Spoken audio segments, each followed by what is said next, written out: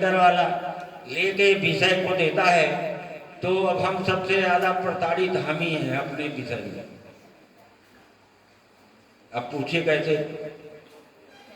Major subject है हमारे, उसमें 7000 स्ट्रेंथ है हमारे कॉलेज की, जिसमें ग्रेजुएशन यूजी लेवल में प्रत्येक सब्जेक्ट में मतलब जो है उसमें सीटें निर्धारित हैं। और विषय के चुनाव के साथ साथ विद्यार्थी ने क्या किया, मेजर माइनर और इलेक्टिव विषय में ले लिया।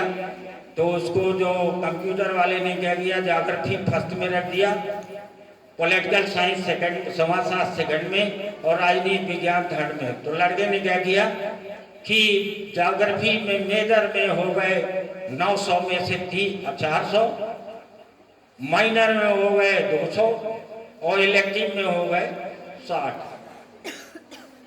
इसी तरह से पॉलिटिकल साइंस सेकंड नंबर में आया कि जो वैकल्पिक विषय लेना है, तो उसमें क्या हुआ, उसमें हो गए 100 मेन सब्जेक्ट में मेजर में, और जो माइनर सब्जेक्ट था उसमें हो गए 450 और इलेक्टिव में हो गए 70। और मेरे विषय में क्या हुआ, 100 लड़के 135 लड़के मेजर में हो गए। अब 900 में 700 समाजशास्त्र में होता है, बता रहा हूँ क्या। 135 हो गए समाजशास्त्र में मेजर में, 167 हो गए माइनर में और 475 हो गए ओपन में।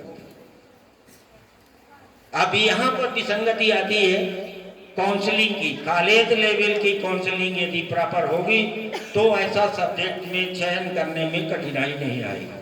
तो निश्चित तौर पे ये जो शोध संगोष्ठी की गई है, नीति आयोग ने स्कूलों के लिए एजेंडा आधारित अनुदान की व्यवस्था की है। नई शिक्षा नीति में वोकेशनल एजुकेशन के लिहाज से जोड़ा गया है। अब तक शिक्षा का मतलब फॉर्मल एजुकेशन से हुआ, औपचारिक शिक्षा से हुआ करता था। अब अनौपचारिक इनफॉर्मल एजुकेशन को भी शिक्षा के दायरे में लाया गया है, जो दूरवर्ती ओपन यूनिवर्सिटी, ग्रामोदय विश्वविद्यालय के माध्यम से भी सभी छात्र छात्राओं को शिक्षा प्रदान करने के लिए अवसर प्राप्त होगा।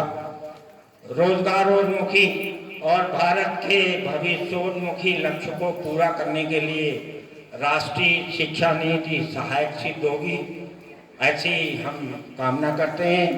आवश्यकता है, जो हमने आपको कहा था कि सत्यनिष्ठ, कर्तव्यनिष्ठ और ईमानदार व्यक्ति जब तक कार्य योजना के क्रियान्वयन के लिए प्रतिभागिता अपनी सुनिश्चित नहीं करेंगे, तब तक यह नई शिक्षा नीति फलीभूत सफलीभूत नहीं होगी। धन्यवाद।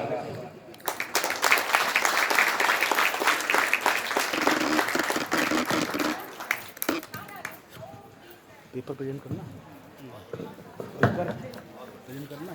बहुत बहुत धन्यवाद सम्माननीय हमारे resource person doctor Mahanand sir का।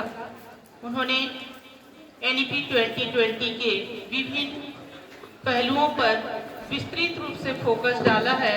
निश्चित तौर पे हमारे जो शोधार्थी, सभी प्राध्यापकगण, सभी विद्यार्थी को उस पर अमल हुआ होगा। मैं उम्मीद करती हूँ कि आगे हमारी जो नई शिक्षा नीति है वो हमारे लिए बहुत ही महत्वपूर्ण होने वाला है।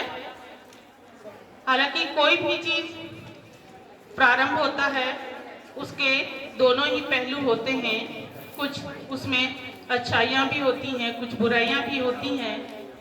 निर्भर करता है कि हम उसे कितना अमल कर पाते हैं। मैं पुनः सर का बहुत बहुत धन्यवाद करना चाहती हूँ कि उन्होंने हमें बहुत ही गहराइयों से एनईपी 2020 के विविध पहलुओं पर फोकस डाला है। मैं सर के इस विस्तृत जानकारी के पश्चात कुछ जो हमारे विद्यार्थी हैं उनसे अनुरोध करूंगी कि वे भी अपने इस एनईपी 2020 के बारे में जो एब्स्ट्रैक्ट उन्होंने प्रस्तुत किया हुआ है उसके बारे में यहाँ मंच पर आकर के प्रस्तुत करेंगे। मैं कुमारी अदिति को मंच पर आमंत्रित करती हूँ कि यहाँ पर मंच आए और वे अपना प्रेजेंटेशन दें। कुमारी Aditi, MSc zoology second semester. कुमारी Aditi, MSc zoology second semester.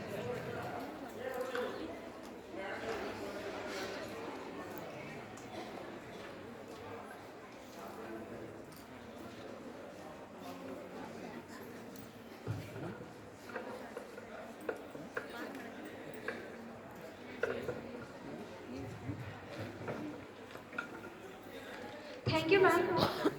Good afternoon to all the professors and scholars present here.